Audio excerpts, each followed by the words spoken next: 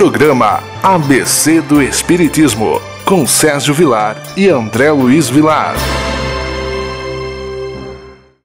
Queridos amigos da TV Mundo Maior, mais uma vez estamos pedindo licença para entrarmos na sua casa com o programa ABC do Espiritismo.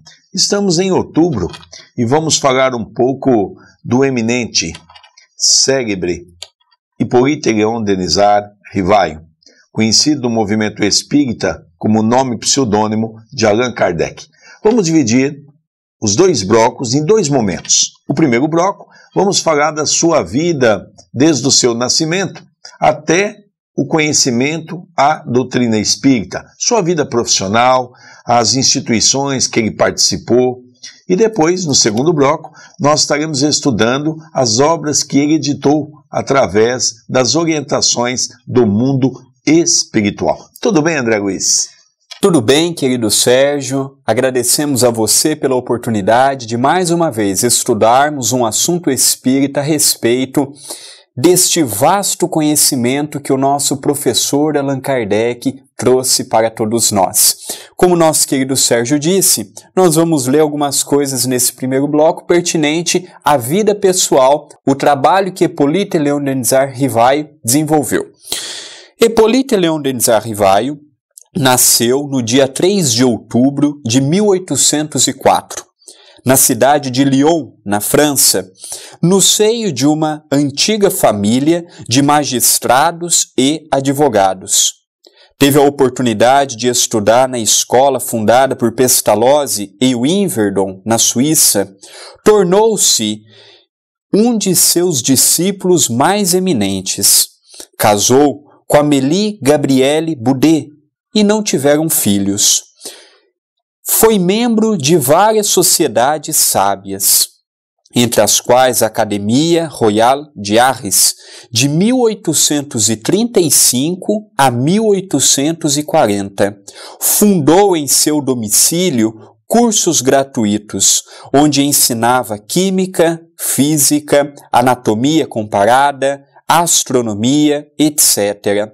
Dentre suas inúmeras obras de educação, podemos citar Plano Proposto para a Melhoria da Educação, publicado em 1828, Curso Prático e Teórico de Aritmética, segundo o método de Pestalozzi, para o uso dos professores primários e as mães de família, publicado em 1829.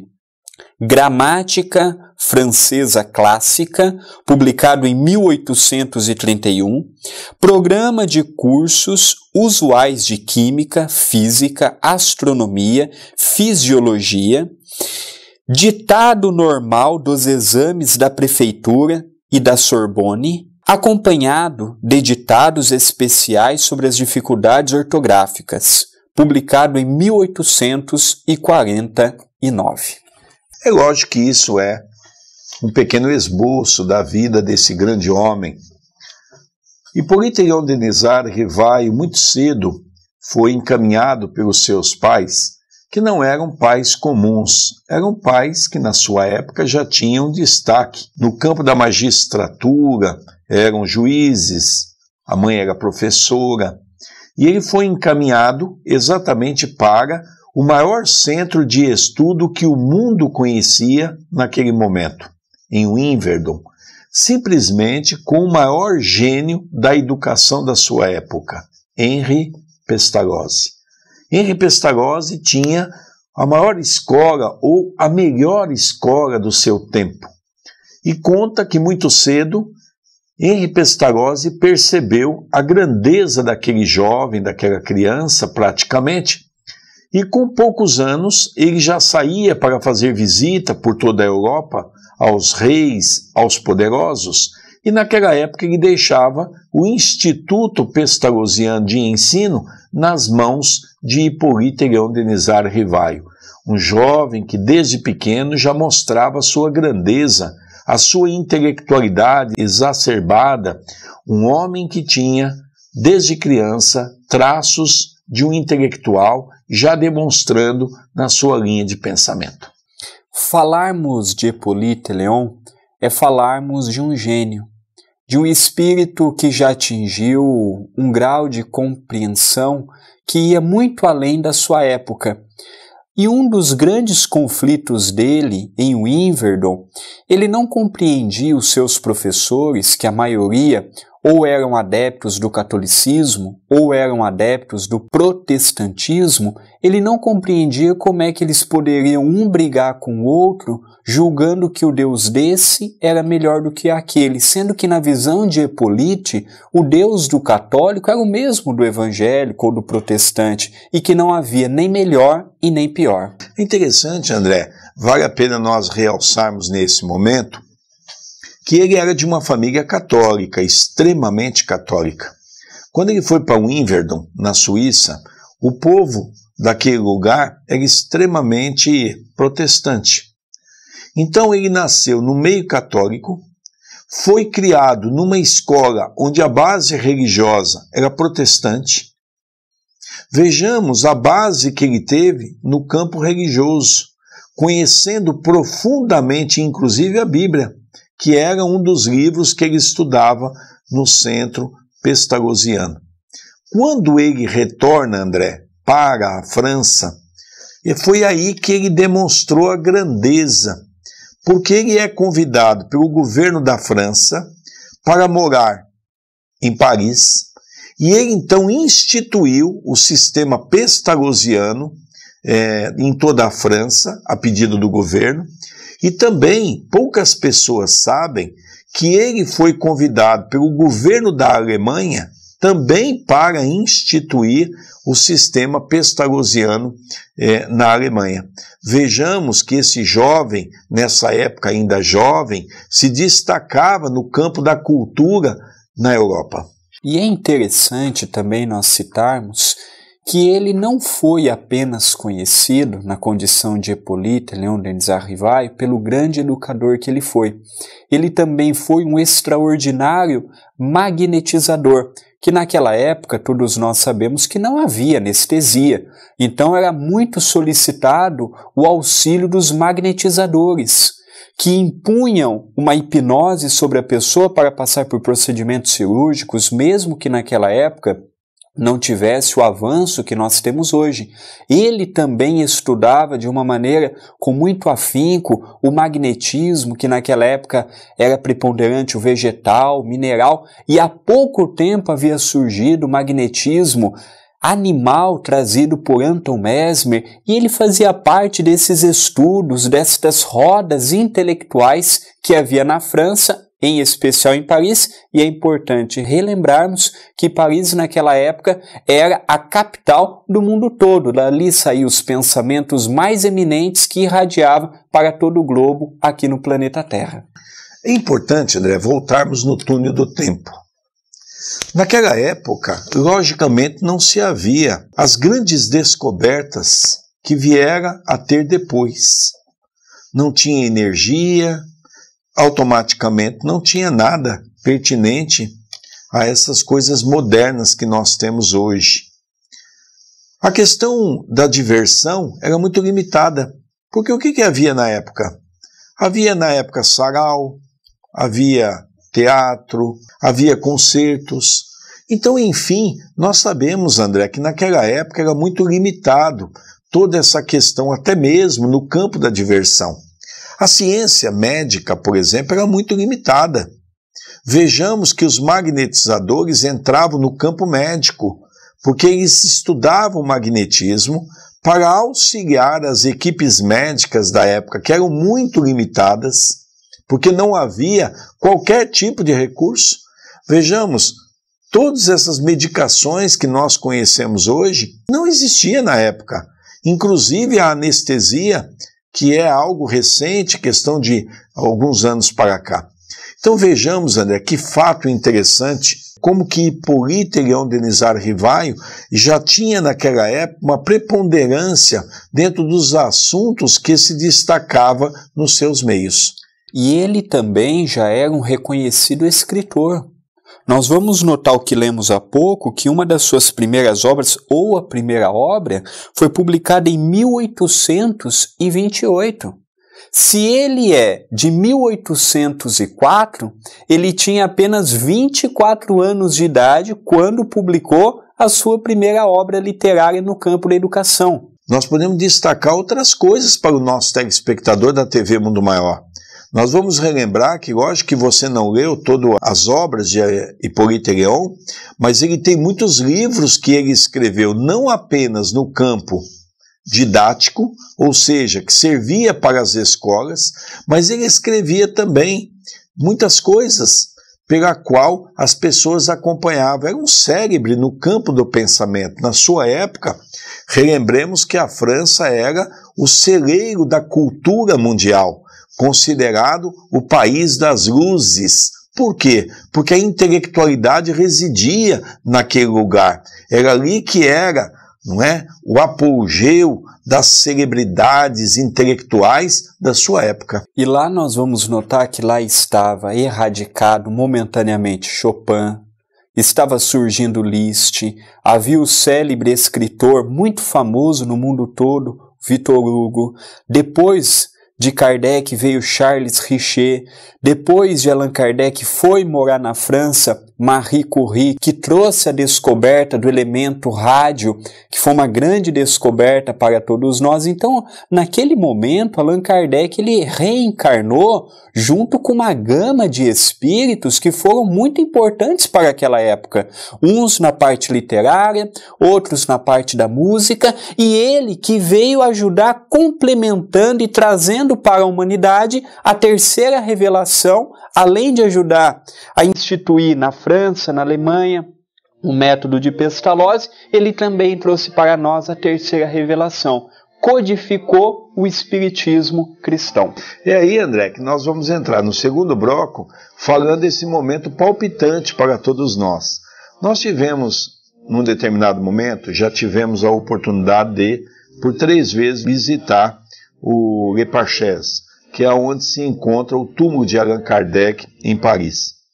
E nós ali podemos ver algo interessante. É o túmulo mais florido daquele cemitério especial, onde está Mozart, onde está Hahnemann, muitos espíritos importantes encarnados naquela época, após o desencarne, foram levados para esse cemitério.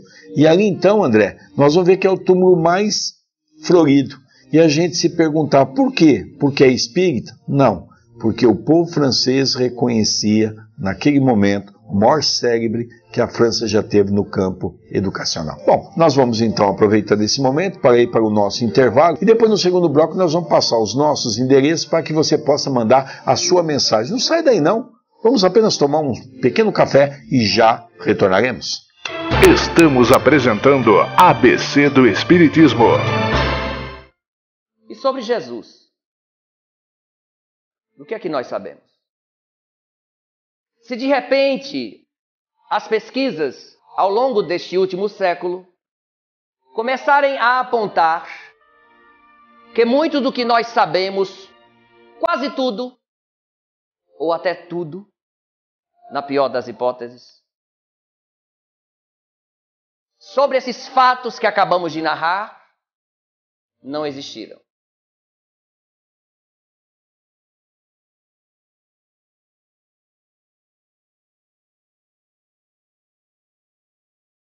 Sendo assim, nos afastamos daquele homem intrigante, instigante e altamente sedutor.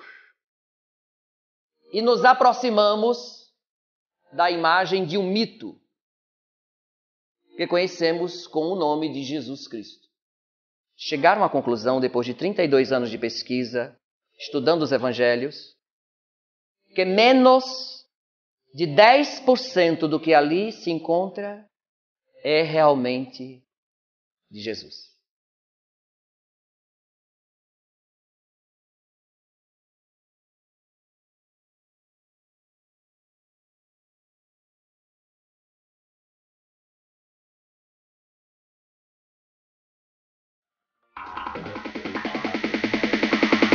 Assine nosso canal no YouTube. Acesse www.youtube.com/TV A Caminho da Luz. Centenas de vídeos disponibilizados para você assistir onde e quando quiser.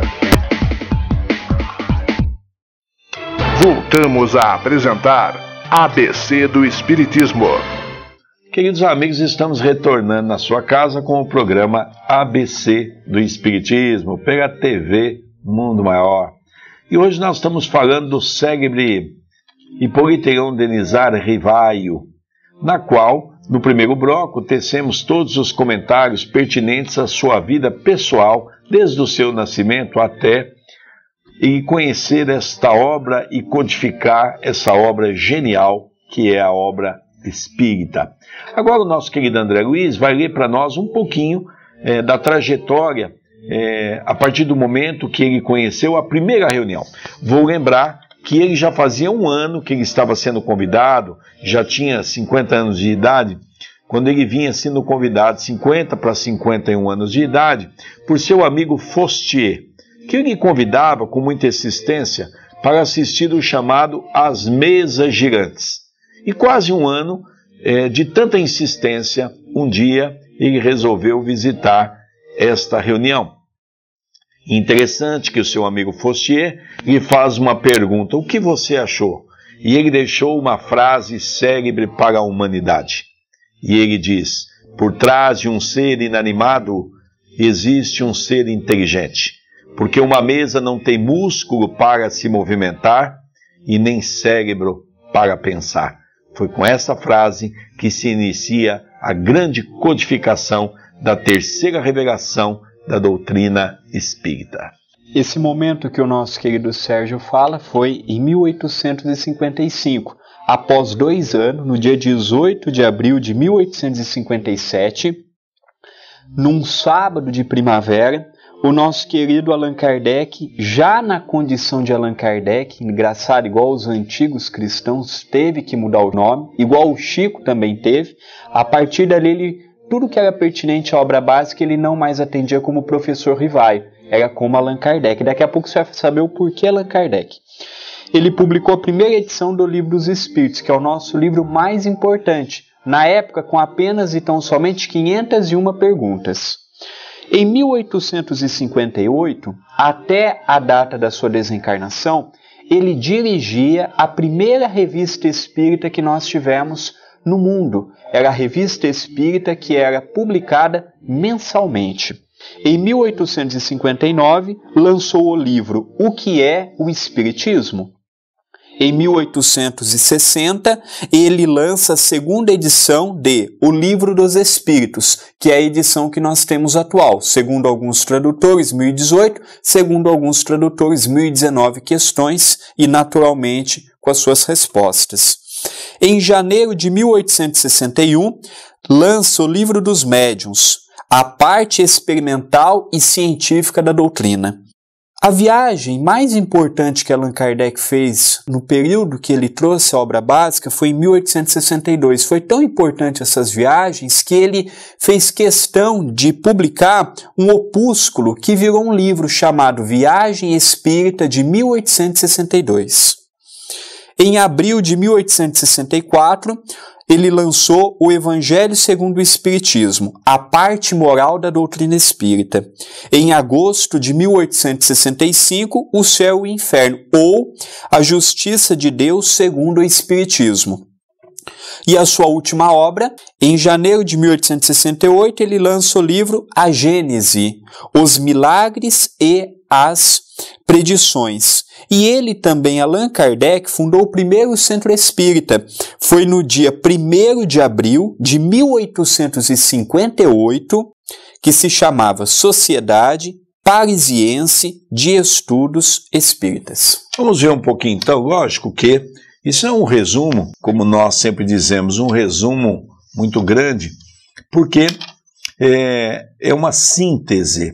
Quando, em 1857, a 18 de abril, ele vai lançar o livro, nessa época primaveril, é a época das flores, mais uma flor do alto, Deus estava colocando nas mãos da humanidade. Logicamente, ele interroga o Espírito da Verdade. Como é que deveria ser assinado o livro? O nome dele, Políterion Denizar Rivaio, seria o Livro dos Espíritos, o nome. Mas qual seria as assinaturas que iriam ter? E ali então, o seu amigo espiritual revelou que ele havia tido uma encarnação na época dos druidas, na Gália, e que era um povo que naquela época já acreditava na reencarnação, na comunicabilidade com os espíritos, nos mundos habitados. E ele era um sacerdote daquela comunidade e se chamava Allan Kardec. E ele pede então para que pudesse usar esse nome pseudônimo de Allan Kardec. Ali houve uma revelação interessante. O Espírito da Verdade revela a ele quem ele haveria sido numa época do Cristo, numa região bastante importante no campo espiritual, e foi aí que se iniciou então o seu nome pseudônimo de Allan Kardec. E é importante nós também relembrarmos, antes de tratarmos da obra propriamente dita e publicado, que o espírito de Zéfiro, um espírito familiar de Allan Kardec, e o Espírito da Verdade revelaram para ele também mais duas encarnações dele, que ele havia sido Platão, o célebre e fiel discípulo de Sócrates, e ele também havia sido o grande combatente de toda aquela inércia da igreja preponderante daquela época, na condição de John Hus, que já veio com a ideia de que o Novo Testamento, o ensinamento de Jesus, deveria ser disseminado pelo povo e na linguagem do povo. John Hus era um filósofo, não é, que trouxe para a humanidade uma grande contribuição nessa área. Então vejamos que Allan Kardec teve a oportunidade, por Políterion, de saber não só uma das suas existências, mas 3 existências. Isso demonstra a grandeza da preparação que esse espírito já tinha para poder receber aquilo que se chama a terceira revelação. Nós sabemos que a primeira revelação foi Moisés, através do Monte Sinai, com os 10 mandamentos. A segunda revelação foi o nosso próprio governador espiritual, que fez questão de estar em nosso meio, assumindo um corpo físico, que foi nosso Senhor Jesus Cristo. E a terceira revelação é a doutrina espírita, que vem trazer para a humanidade os ensinamentos do Cristo, mas sob uma nova ótica, onde nós deveríamos nos despertar para a era espiritual. Vejamos bem, querido Sérgio, queridos telespectadores. Em 1857, com a publicação do primeiro livro, que foi a primeira edição do Livro dos Espíritos, o Livro dos Espíritos ele convida todos nós ao ato de pensarmos, ao quesito filosófico da nossa religião. É verdade que dentro do Livro dos Espíritos ele aborda a parte religiosa, ele aborda a parte científica, mas ele também nos convida a pensarmos, posto que, desde a primeira obra, tanto Allan Kardec quanto os espíritos fizeram questão de afirmar que o espiritismo não era uma religião de fé cega, e sim de fé raciocinada, dando a oportunidade de questionarmos, de indagarmos e tirarmos as nossas próprias conclusões. André, eu vou chamar a atenção do nosso telespectador, porque eu tenho certeza que muitos não se aprofundaram nessa temática. Mas você sabia que a primeira obra, que foi lançada 18 de abril de 1857, Allan Kardec se servia de 2 jovens. Eram 2 irmãs. As irmãs Boudin e a outra família era Ruth, Celine e Jafé. Mas poucas pessoas sabem que não veio através da psicografia direta, mas sim através da cesta de bico, através do que eles chamavam de recursos. As médios colocavam apenas a mão sobre aquele recurso, ou era uma mesinha de 3 pontas, que iria um lápis ou alguma coisa escrevente ali em cima, ou era um sistema onde tinha um suporte, Nesse suporte tinha como se fosse um cone, esse cone se movimentava, era colocado ali um ser escrevente, um lápis, alguma coisa dessa natureza, e a médium apenas colocava a mão sobre esse instrumento e esse instrumento começava a escrever. É importante, e isso parece ser uma coisa simples, mas não é, porque demonstra claramente que o pensamento não partia do cérebro daquelas jovens, e muito menos tinha a interferência das jovens, mas sim uma participação eminente e total do mundo espiritual, trazendo aquilo que até hoje se questiona no movimento espírita. O espiritismo é religião? Sim, o espiritismo é religião, porque tem os 3 livros básicos da codificação. O primeiro, o Livro dos Espíritos, cuida da parte filosófica.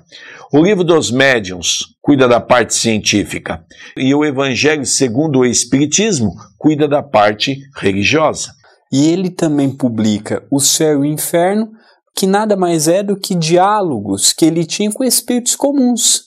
Ele tomava nota do que o espírito sentiu após a sua desencarnação, como está a separação com a família, como ele está lidando quando a família o chama mentalmente. Então, foram notas que Allan Kardec, porque naquela época havia, como até hoje, como as religiões preponderantes e tradicionais pregam o céu e o inferno, ele mostra na visão espírita o que é o céu, o que é o inferno. E o A Gênese, em que ele se serviu principalmente da mediunidade Camille Flammarion, que foi, segundo o nosso querido Chico, a reencarnação de Galileu Galilei. Ali ele fala a respeito dos fluidos, das teorias a respeito do surgimento da vida no planeta, através das várias mensagens e através dos vários depoimentos que ele tem com a espiritualidade amiga. E os espíritos também, André, vem trazer para todos nós aquela ideia falsa sobre o que é o céu e o inferno, mostrando para nós que não é um lugar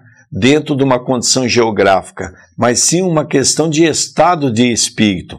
Ora estamos no céu, ora estamos no inferno, de acordo da nossa condição espiritual. Se estamos bem, vamos estar no céu. Se estamos ruim, nós estamos no inferno. Por isso é importante compreender que esse estágio não é o estágio geográfico, mas sim um estágio espiritual.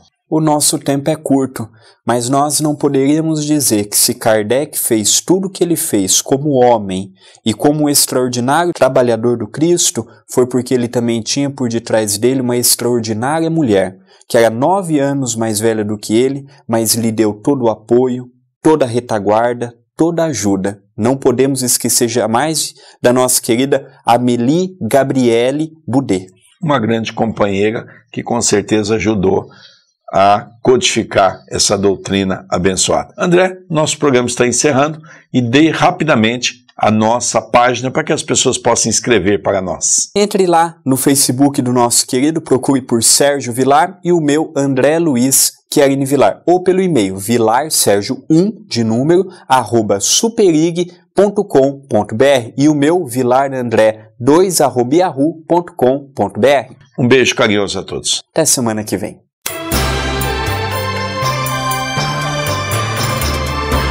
Você assistiu o programa ABC do Espiritismo, com Sérgio Vilar e André Luiz Vilar.